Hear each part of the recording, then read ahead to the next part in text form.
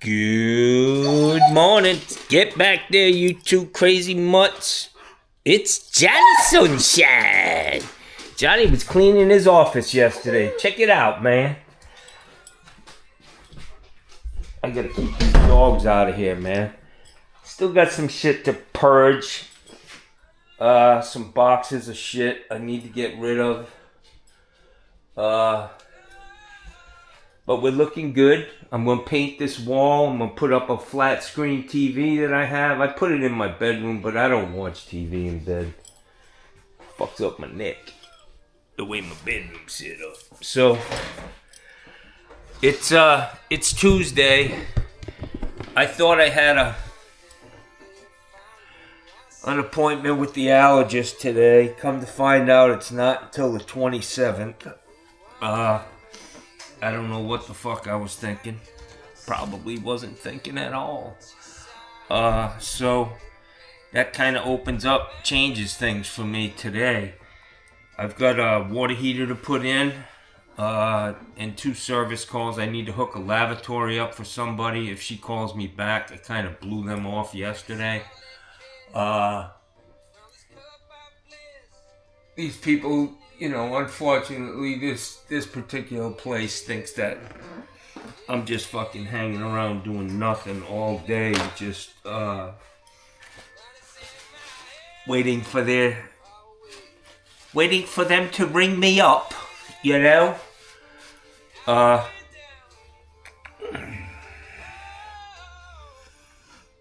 was cleaning yesterday and I came across some things, and I want to show you this stuff.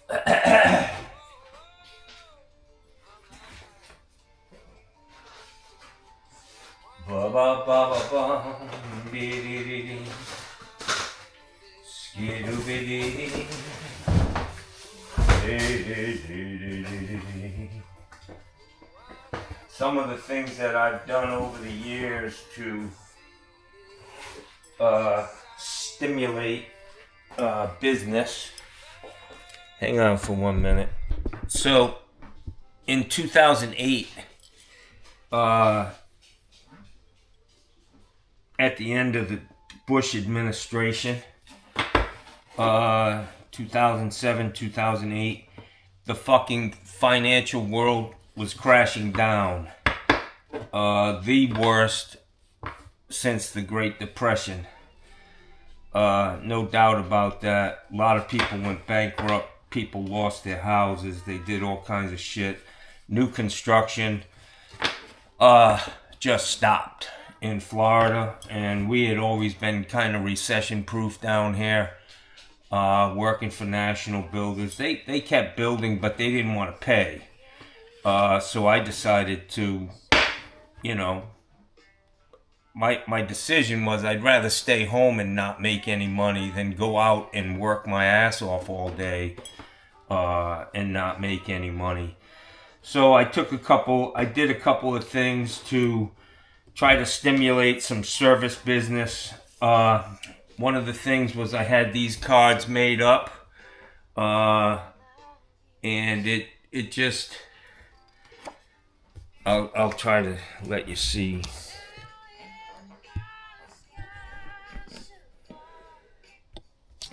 They're pretty cool. I mean, I had these things designed. My ideas, really. It just simply said, I want to be your plumber. Free this, free that. Doesn't always work out. Drain cleaning specialist. I know how them pipes are run. Water heaters. And my slogan was big enough to handle your needs, small enough that you matter, which means a lot. And it was on the back side too. I did leak detection, high pressure jetting, sewer conversions, meaning eliminating septic tanks and doing hooking up to central sewer or vac sewers, repair and replacement of water heaters, filters, repiping, toilets and faucets, drain cleaning, Navy veteran. I took credit cards back then. I even offered rain barrels. Rain barrels were big back then. just trying to drum up some work, and I gotta be honest, it didn't really produce much. So another thing that I did was I got certified to certify backflows. I had all the gauges and all that shit. I had these cards made up that I could hang on backflows, but I'll be honest, I did one backflow and I was like, there ain't no fucking money in this. It's a pain in the ass, and I don't do enough of them that every time I do it, I gotta fucking refer to the goddamn instructions. So I had these things made up, and I put them in some of the places that I frequented, a bagel shop, you know, a restaurant, a gas station, or whatever. And it just simply said, I want to be your plumber, you know. And then the other thing that I had made up was a threefold pamphlet that I used to put in stores and anywhere where they would let me put it. Pretty interesting. It was obviously I was a lot younger then. I didn't have it was before I was diagnosed with cancer. There's old Johnny boy, a few years younger, with all my camera equipment, sewer equipment. You know, I had this shit made up. No overtime charges, emergency service, which I don't do. Back then it was new construction, over 2,000 homes, completed in Sarasota, Manatee County since 1997, honest and dependable. And this was all the shit that I offered: repipes, water heaters, toilets, faucets, disposals, backflows, drain cleaning, high pressure jetting, video inspections, leak detection, sewer conversions. I had a backhoe at that point. Sewers, waters, appliance installs. Just trying to drum up anything, man. And these pictures were taken at my house. I was just acting like I was, you know, doing a fucking inspection. This is me in my kitchen, fucking just checking the heart rate on my disposal, my camera, sewer equipment. And then this was the crew that I had at that point doing new houses. And it's talked about new construction. Since 1997, we have successfully installed plumbing in over 2,000 new homes in Sarasota and Manatee County's finest subdivisions. At John Phillips Plumbing, quality is job one. We get the job done fast and efficient and pass inspection the first time to ensure your project comes in on time and on budget. We specialize in single-family residential new construction.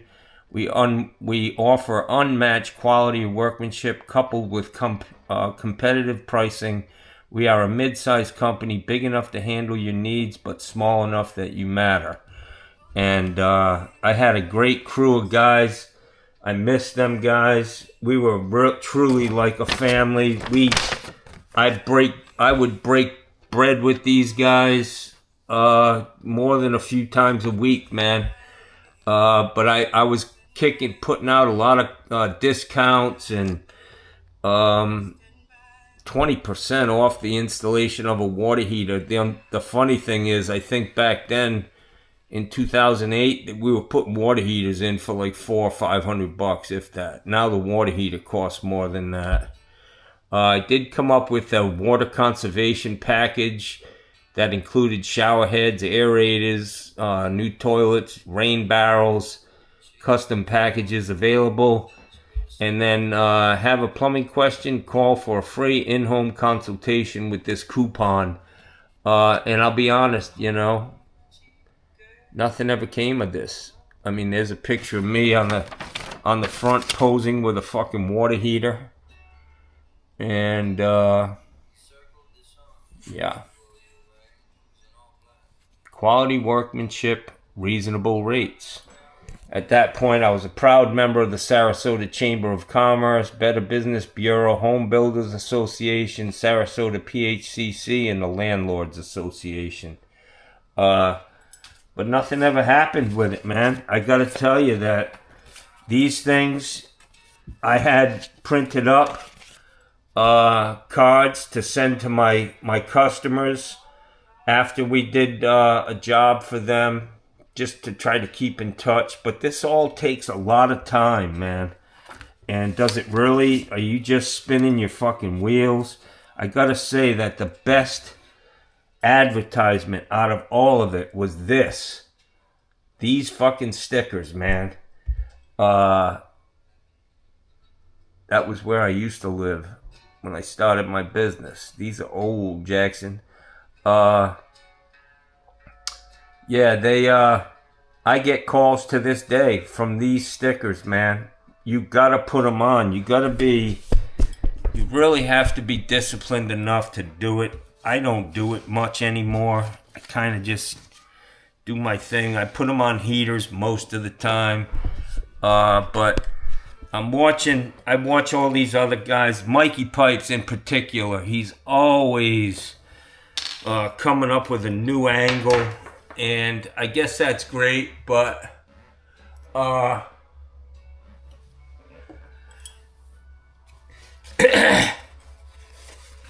I can think back over the last couple of years of all his little, like the Cybertruck. What happened to the Cybertruck?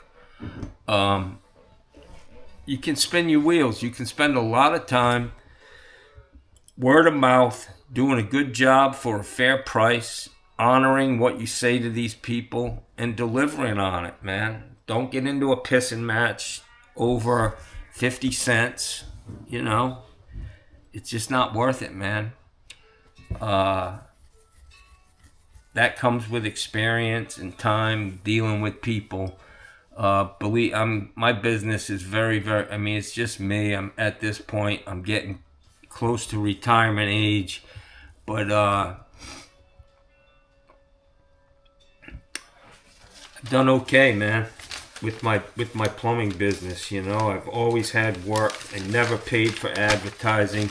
The other thing that I did in 2008 was I purchased about $30,000 or $40,000 worth of fucking full page ads in the yellow pages when we still used the fucking phone book, and it did give me the opportunity to meet new people who wouldn't, unless, you know, just didn't know me, and it was a cold call. They'd call me up and I'd go in there and, you know, do my best to make a good impression on them and have them, you know, tell their friends. I'd always give out business cards, and having a good looking business card means a lot, man. You know, simple, not too flashy, but this was the first business card that I came up with. You can see on this that I was a RF registered contractor. A couple years, I don't know, it wasn't that long ago that I was grandfathered in as a state certified contractor, so this number's different.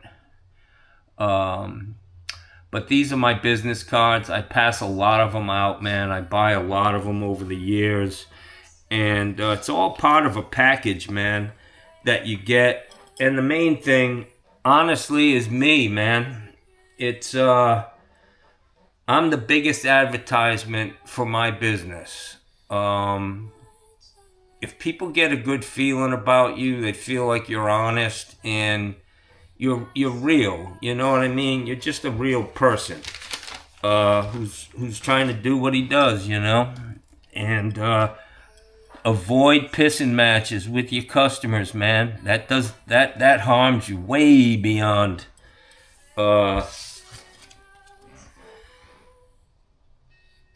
Wow. So these were only good until 16. Started in 08. So these things are garbage. I was going to cut the bottom off with that date, and just hang these on like a shutoff valve, main shutoff on a house, and in the water on a water heater. I can use these. I've got a couple thousand of them, I think. But that was money just wasted. I've got a big box of these that I don't send them because, you know, stamps got real fucking expensive. These things, these pamphlets, I still have a ton of them, man. I still have boxes of this shit. And these things, these mailers, still have a ton of these, you know. It was all money. The capture rate on this shit, even at best, is 3%. So, you know, for every 1,000 fucking things you pass out, you may get 30 customers if you're lucky. You better make the best of that. That's all I can say. Word of mouth and just being honest, man, is the best policy, and you should be successful. You know, try not to do. I was taught a lesson a long time ago from a guy. He was the only guy that ever burnt me on a fucking new house. He didn't pay me for a final, or a tub set. I don't know what the fuck it was. He was having problems, but he didn't pay me, and that was the end of our relationship. It wasn't a lot of money, less than a couple thousand. But he told me early on, I had known this guy for a long time. I was building when I worked for somebody else. We were doing his work, and that's how I got a couple of the contractors. When I started out, they knew me. They knew the quality of the work and what I was all about, and they hired me when I went into business. But he told me, he said, never worry about what the other guy is doing. You know what I mean? Like, it's very easy to get caught up in, you know, like, and I use Mikey Pipes as an example. You know, the guy's driving around in a fucking G-Unit Mercedes. He's got a Porsche. Don't get caught up in all of that and saying, whoa, what am I doing? You know, what am I doing wrong? Just stay in your lane, run your fucking race, and don't worry about what the other guy's doing, you know? Just do your thing, man. Don't try to fucking act like you're somebody you're not. And you should be successful. I mean, worst case scenario, you stay a one-man shop and you make fucking 10 times what you would working for somebody else, you know? And you control the biggest part of my job, or what I have always said about my business. The biggest perk for my business is my freedom, man. The freedom to say, hey, I'm not working today, and I don't have to explain it to somebody. I don't have to take a demerit or get written up at my workplace. It's about the freedom. It means a lot more than the money, because I've been there. I've made tons of fucking money, man. I was very, very successful, and I was just on the rebound in 2014, and unfortunately, I got diagnosed with leukemia. I had done 20 houses. I was getting my feet wet again in new construction. And we've been in a boom down here in Sarasota since then, since 2014. But those years between 2007 and 2014, it was tough down here. It took a long time to rebound from that crash in 2008, 2007. So I just wanted to share that with the young guys out there. Do your thing. You really gotta. I watched this guy plumbing, Boston Plumbing. He reminds me a lot of myself when I was starting, but I see a lot of things that I would do differently. And he'll learn that. He was a lot older. He's in his 40s. I was 32 or something when I went into business for myself. And my thing was to finish each job, each stage every day. No, we got to go back and do this. We got to go back. That kills you, man. You got to get in and get out. And you got to stick to that estimate. Unless that shit's in your estimate, that, yeah, we're going to go back after, you know, and do this. We're going to go back to set the tub. That shit's all going to get done the same day. So at some point, you need to hire some guys. Anyways, I wanted to share with you, I talked a little bit about the noise in Sarasota. It's just gotten way too much. I mean, the fucking motorcycles and the guys just screaming around in cars. They're driving fast as hell. They're they're a danger to themselves and everybody around them, man. I try to stay the fuck off the road, man. Because these guys are everywhere with the fucking loud mufflers and the motorcycles just screaming. Some guys, they just ride around with no fucking muffler on their car. Just fucking wreaking havoc on the rest of us. So I wrote this letter to it was supposed to go to the editor. And so it says noise pollution and aggressive driving was the heading for this, the title. I'm writing this letter because of the alarming amount of noise in Sarasota produced by motor vehicles and motorcycles. I'll start by saying I recently had my ears cleaned, had the wax removed. I will say I want my wax back as I go about my business day to day here in Sarasota, starting very early in the morning, 5 a.m. There's a certain group of people who actually get off on producing annoying fucking noise. No matter what time it is. These people are so fucking inconsiderate. They're not good neighbors. And unfortunately, when it comes to the trucks, they appear to be from one political persuasion, the fucking Trumpers. They use their vehicles to terrorize other motorists, which they do. They try to fucking, you know, you see this big ominous fucking truck that you need a stepladder to get into, and he's right up on your fucking ass, like everybody's in their fucking way, and I'm sick of it, man. And it's only getting worse. I don't know when I wrote this. It was a couple of years ago. And it's worse now. Unfortunately, when it comes to the trucks, they appear to come from one political persuasion, the Trumpers. They use their vehicles to terrorize other motorists. If you're driving a Prius, you probably have been crop dusted with black diesel smoke or worse. These guys, they use that. It's like an extension of them, you know,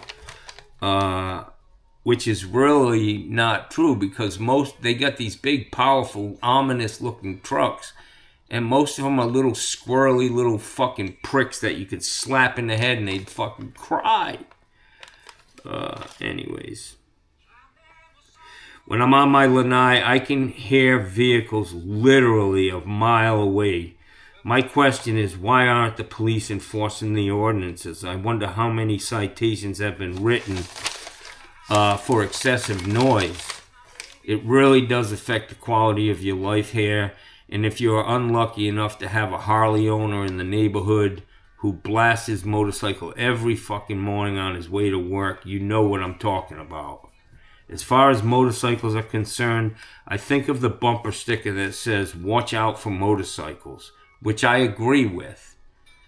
Watch out for them. But I would like to add to that, there could be a fucking maniac riding one near you.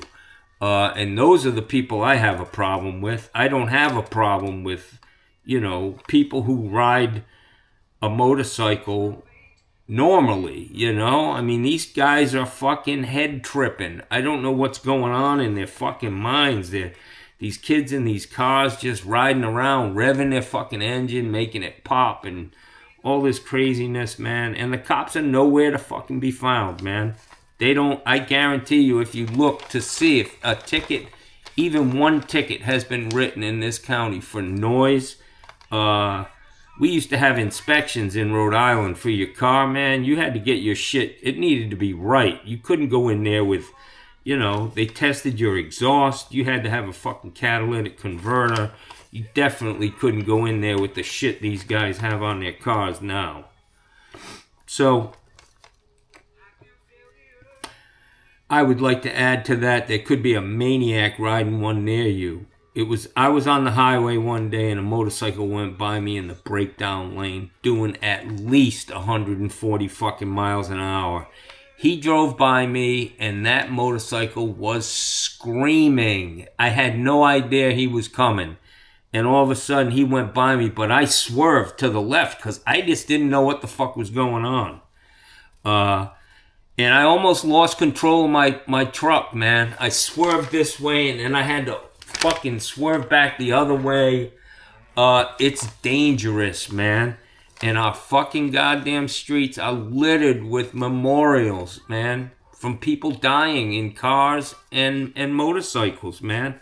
I saw a motorcycle the other day on my way home from Moffett, laying in the fucking road, man. And it was just all fucked. You know that thing went tumbling down the fucking highway.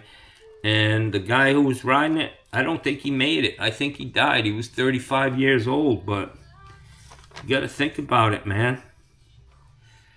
So the road I live on is called Proctor Road. Proctor Road has become a drag strip. Test and tune Saturdays. That would be a great place for the law enforcement to start.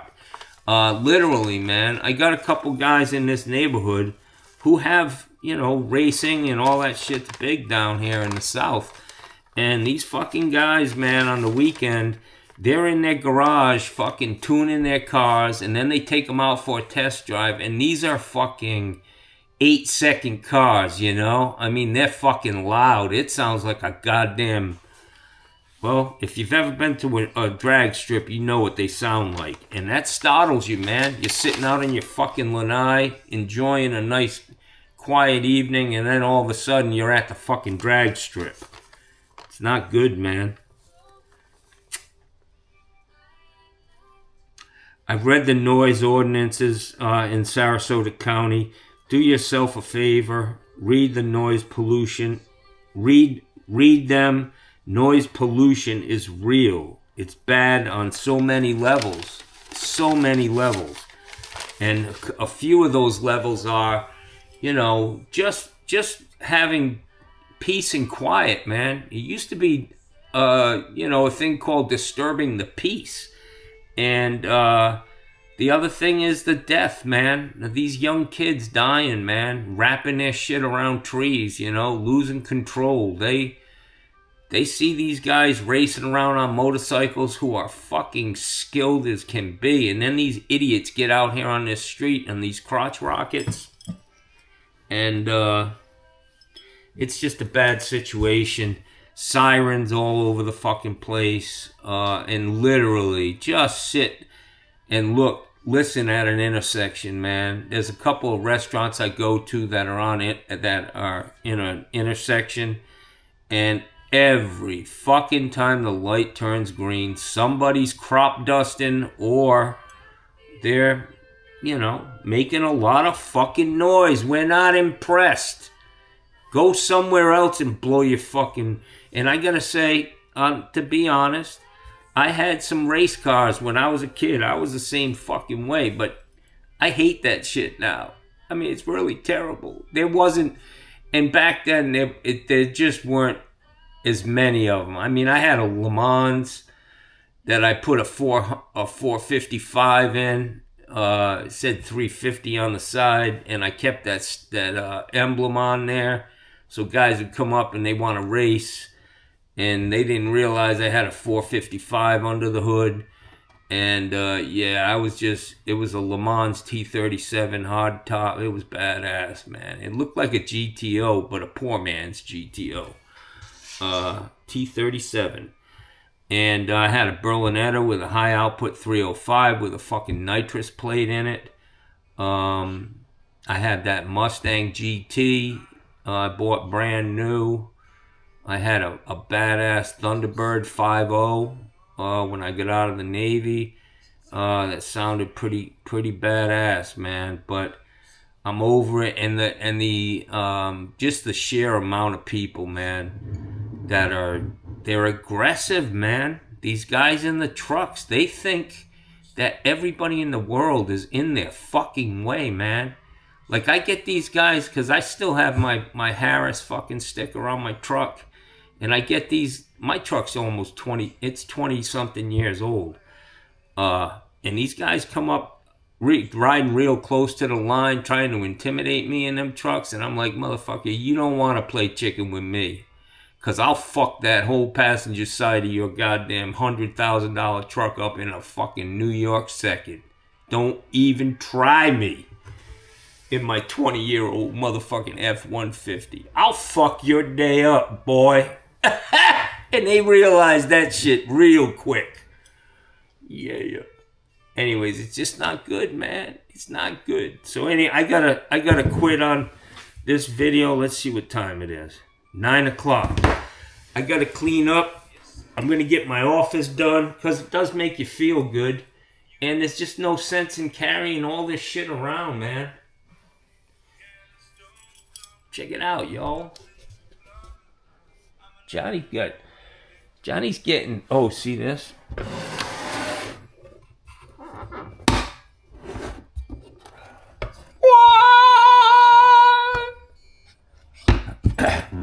One puff before you go to bed. And I sleep like a motherfucking baby. Try it, guys, but I gotta get the gummies, because I don't like the shit in my lungs. It hurts, man. It's a serious... wow, that shit smells. Whew. That shit's a serious irritant, man. When you smoke that, put it in your lungs, your fucking lungs are like, no, don't do this again. And you're like, well, just one more little puff. Fuck you, lungs. Here it comes. And then I go to bed. And I'm sleeping good because I got a new fucking mattress. I feel like I'm sleeping on a fucking cloud, man. Just, life is good. Life is good. Have a great day, guys, ladies and gentlemen. Yeah, this is Johnny fucking Sunshine. Check it out.